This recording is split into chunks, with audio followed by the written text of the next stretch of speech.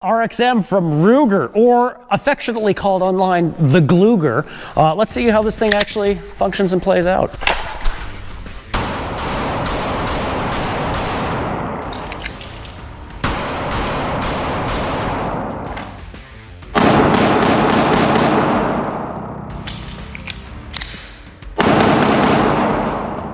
Hey, if you like the channel, like and subscribe down below.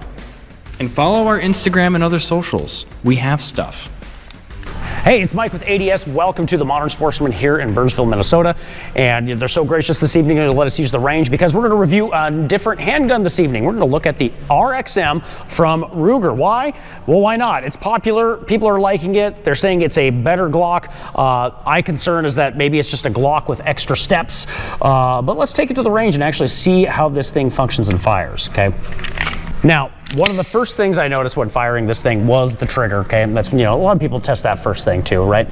And I would say right out of the box, it's a side grade to the Glock trigger. Again, that's just my opinion. A lot of people are saying it's better, and again, it's just what I think. It has quite a bit of travel as you hit the wall, but it is very consistent as you pull through. But it does, to me, it's a stiffer reset on that out of the box. But I would say with that how consistent it is overall, and it's about a 5 1/4 pound pull on it. I think it is a pretty decent trigger. And is it better than a Glock's? I think it's more of a side grade. I think it does feel better, feels more consistent. But the pull overall it does feel more consistent. What the heck was that? Get out of the shot. Other things I'm liking on this thing, the serrations on this are nice and deep on this, and I really like that. So if you're doing a press check, pulling, racking that slide back, chambering around, really easy to get purchase on that. If you got gloves, if it's cold, if your hands are slick with blood because you're in a vicious firefight, whatever. Those serrations work really, really well. So I really like that. And another thing I do like, I am enjoying this over the Glock. The beaver tail is just a little bit deeper and a little more extended than the standard Glock. Not by much, but a little bit longer. So you're not going to risk, as you're getting purchase on that and getting your grip and your sight picture, you're not going to really have any issues with over gripping over the beaver tail and giving yourself slide bite. Now, is it as deep as, say, something like a shadow system? No, the shadow systems, of course, have a much longer extended beaver tail, so there's never that issue. Personally, I've never had that issue. I've never gotten slide bite before, but I have seen people do that where they over grip, particularly newer shooters taking a class, and they over grip and they end up just, get a little love, a little kiss, okay? And the RXM definitely has a deeper beaver tail for that, or to prevent that. So that is a nice feature and a nice touch to that. Now, we are cut out for an optic here, which is fantastic, but we're just gonna run it all natural tonight. Why? Because I don't have an extra optic right now to throw on this thing. So we're just gonna run it with irons. Now, the other big selling point with this, and we're going to open it up and take a look. No one's judging me because I did it faster than an ATF agent. Okay, is the actual fire control unit on the inside of it. The actual trigger, the assembly on the inside of this is removable. They're copying SIG's homework. They're doing what the Echelon's doing, where you will actually be able to take out the trigger assembly and place that into a different frame, a different chassis for this, okay? And they're calling that the fire control insert on this one.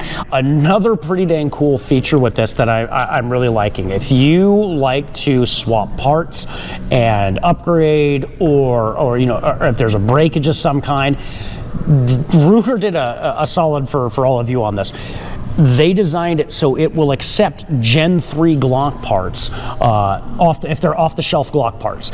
I think that's a pretty damn cool feature for that. So repairing it, gives you a wider variety of options for repair. Instead of having to go directly to Ruger, you can actually get some of the parts that you need from Glock. Again, it would be the Gen 3 off-the-shelf parts only. So if it's something custom from a different manufacturer, you're going to have issues. I'm probably, this is not a recommendation that you do something like that in any way, shape, or form. But again, Gen 3 Glock parts off the shelf, you're going to be able to repair this yourself, which is awesome.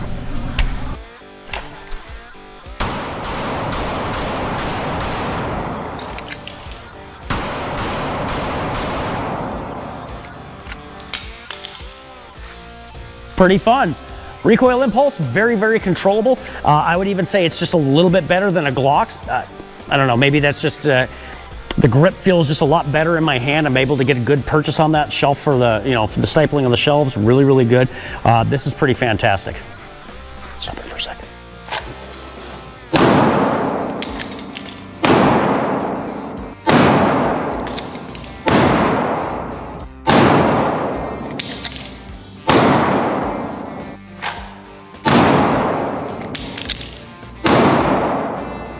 That trigger is really, really easy to find a rhythm on.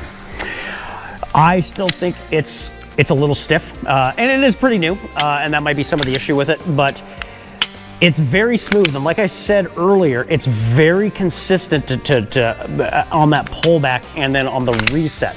So on the take up, I mean, if you look at that, the take up, we have very little, I mean, millimeter or two, okay? There's the break. And the reset. The reset is pretty stiff, but past that, if you get a good rhythm going on it though, you can get a really, really good cadence and a good cadence of fire. So overall, again, I still stand by what I said earlier. I think it's a side grade to a Glock trigger. A lot of people say, hey, it's fantastic, it's amazing. It's a Glock with a better trigger. Jokingly, I think it's a Glock with extra steps.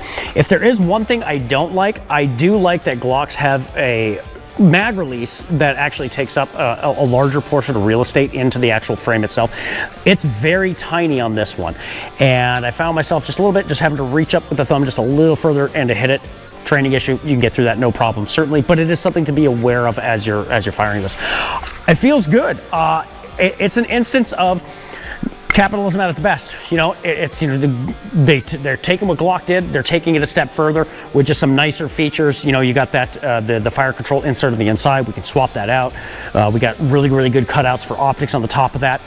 Amazing, and I will say I love the serrations on this. They're aggressive, they're tight. The stifling, I didn't think I'd like the stifling. It grew on me real quick. And this is something to note too, which you'll notice actually, stenciled to the side, Magpul actually helped develop this. I don't know, can you see it in the light? I can't. Okay, well, the Magpul symbol is there. Magpul actually helped design the actual frame for this firearm, which is kind of neat. So kind of a joint thing there going between Ruger and Magpul. Really, really cool firearm. I dare say I would carry this. I think this would be an awesome everyday carry. I mean, you got that kind of frame, that kind of size, like a Glock 19. So that carry size, multi-roll, really, really fantastic. Quick question, do we know if that actually fits in Glock holsters? Well, we happen to have a Glock holster right here, and it should have a flashlight. This one's set up for a flashlight, and it is engaging the locks with it. It does fit this Glock holster. Now and this is a Safariland 6000 series. I don't know if that will do the same for, say, their 7000 series, but as of right now with this particular holster, it does fit a Safariland 6000 series Glock holster, but I can't speak on any other company's holsters for that. So Tier 1 Conceal, T-Rex Arms, you might have to get something specific for theirs, but as of right now, man, it works pretty damn well. The more you complain about it, the more lube It's like, you use. dude, like the mags are so bad. The Glock went through a Diddy party, dude. I never Oh my actually- gosh. How hang much on. lube did you use? Hang on. I gotta show this. Like, I don't know if you can see it in this lighting. You gotta pull out the All right, hang on. You know what? We're going right now. We're going out here to show this thing. I can't take it apart, but oh my gosh, it's leaking out of every single orifice. What the hell? Did you bathe it? Did you just grab a bucket, 5-gallon bucket? You took the pistol, just. Yeah, that's good. The more you complain, the more lube will be used next time. Oh my god. That is really easy to find the cadence though. Yeah, talk about that. Ready? Yeah.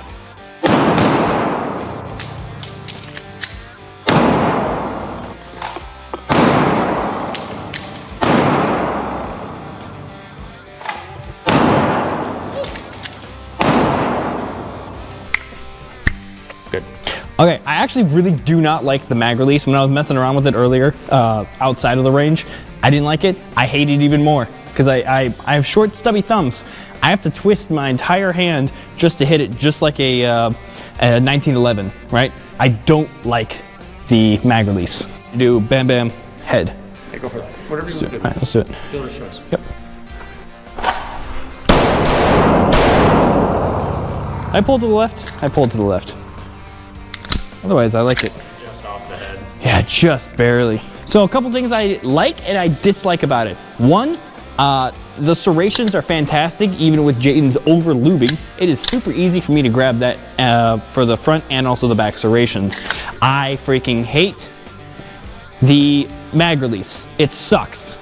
It's too small and it's too far forward. If they had it a little bit back, that'd be fine. Otherwise, I hate it.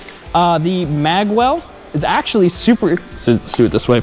I like it a lot. It's very easy to slip a mag in there. And then, last but not least, the trigger is fantastic. Super easy to get a good cadence.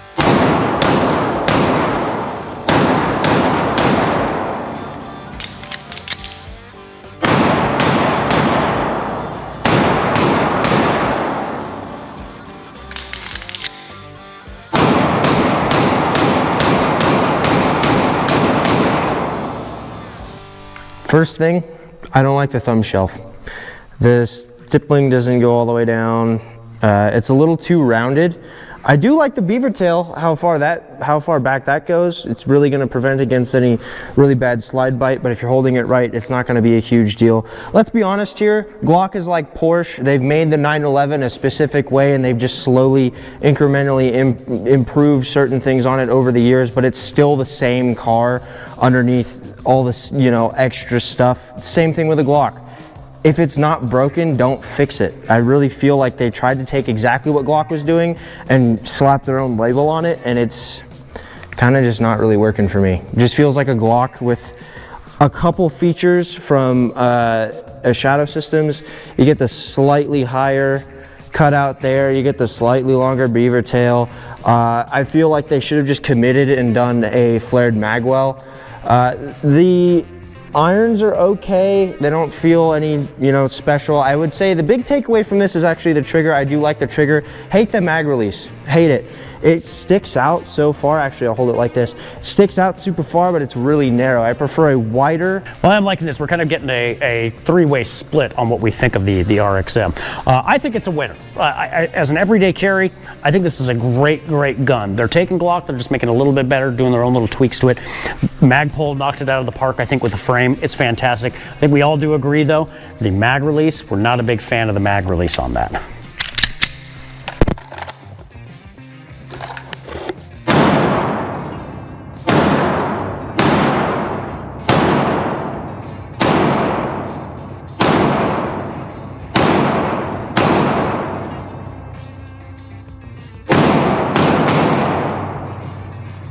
I think another thing too, the price point, you're getting it sub $500. I think that's a killer price point for this thing. So this is, you know, I think the RXM is a winner. Ruger really knocked it out of the park with this thing. How does that compare to, say, the PSA Dagger, which is kind of hitting in the same ballpark, their own version kind of the Glock, you know, just a polymer frame striker fire? Don't know. That would be one that I think we should definitely probably do on the channel, where we compare the two of those and then have like a three-way. Glock 19, the RXM, and then the PSA Dagger. Kind of see how all three of those stack up. But as of right now, I think this would be a cool everyday carry right here. The fact that this, and there we go. The fact that this thing is sub 500 and you're getting pretty much every, what's the word I'm looking for? Feature. Yeah, every feature. Okay. Go ahead, sir. The fact that this thing is under 500 and you get every single feature that a Glock will give you, plus a couple things that they made better. Honestly, I'd pick this up. I have a Glock 19, and the only thing that I like Glock better is the mag release.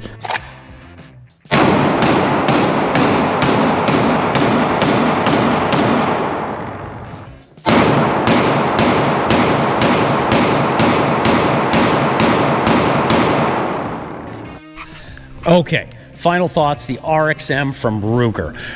We actually have a disagreement on this one with Jay, which is just fine, actually. You know, Jay didn't care for it a whole lot, and I think it's a winner, first and foremost. James? It's a winner. Jay's opinion is objectively wrong. It's not objectively wrong. You know, his concerns are valid on it, and we all agreed on one thing, definitely. The mag release on it, not a fan of it. It's super, super tiny, and training issue, I mean, you can get around that no problem. But you know, if I'm going to compare and we're going to just draw criticisms or applause on certain features of it, I just think that it could have been a little bit better.